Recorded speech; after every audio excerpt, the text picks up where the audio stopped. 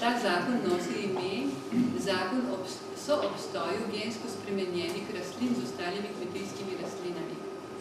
Mi vemo, da soobstoj ni mogoč in da ne gre sploh za gensko spremenjene rastline, ampak da so to organizmi. V samem naslovu menimo, da torej, stvari niso dorečene in da stališče države do teh zadev ni korektno, ki bi moralo biti korektno.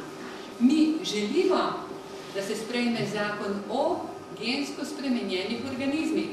Ta zakon pa mora potem določati, da so posevki gensko spremenjenih organizmov v Sloveniji prepovedani, da se za primer namerne ali nenamerne kontaminacije slovenske dežele določijo te in te mere in v tem zakonu naj bi se tudi določilo, kako je z gensko spremenjeno krmo in kako je z gensko spremenjeno prehrano. Se pravi, barvne etikete in ne vem kaj že vse.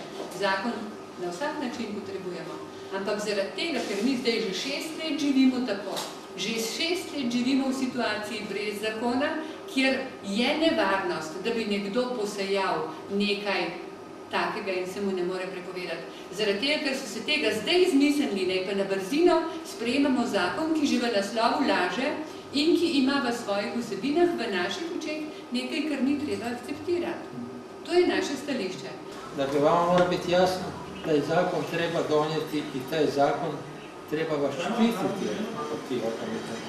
A ovako, taj zakon već u samom naslovu govori koja mu je namjera. Nekaj, kar je kontradiktorno uzakonjeni, recimo, politiki razvoja ekološkega kmetovanja. Stališča gibanja so tukaj več ali manj jasna. Zakon da, vendar z omejitvami oziroma z upoštevanjem vsega tega, kar je Slovenija že itak vrsto let naštevala že v fazi vstopa v Evropsko unijo. Tukaj so poudarjena predvsem posestna struktura, ki je majhna, zgibanost Slovenije, vodovarstveno območje in tako naprej, ki praktično tega soobstoja skoraj da ne omogočajo. Težava pri vsem tem pa je, da je nosilec, se pravi, odgovornost na povzročitelju, to se pravi na pridelovalcu. Mi ne moramo o posledicah reči ničesar. To je problem. In dajemo v prakso nekaj, kar ne vemo, kaj lahko prinese.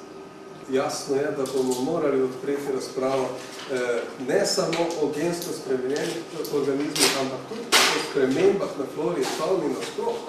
Gensko spremenjeni organizmi ogrožajo ustavno zagotovljeno pravico do zdravega okolja. To je fakt. Mi vemo, da so pogoji soobstoja tukaj zelo težavni.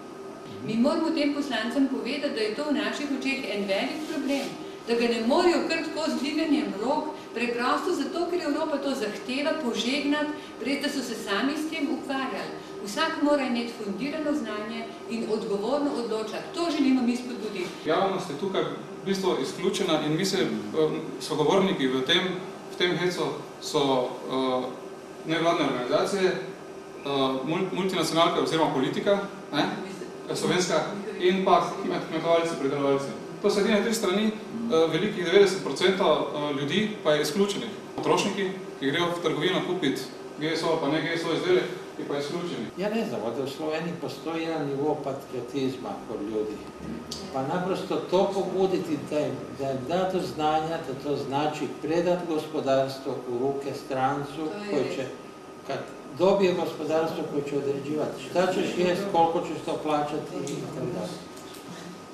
Torej, če GSO sprememo in če bi se uvedali, to je zagotovo mera primerna, da zgubimo zadnji kanček svoje svobode. Že s tem, da smo dovolili, da so naše kmetijstvo tako uničili s subvencioniranjem kmetijstva v tujini, da se pri nas ni nič več plačalo, da smo 80% odvisni od hrane iz tujine, že to je skoraj popolna izguba svobode. Svoje cajte je bila prehrana strateški faktor in kot tak v politiki neke države stalno tudi upoštevana. Pri nas so to čist popolnoma pozabili. In GSO je potem izgubimo zadnje upanje.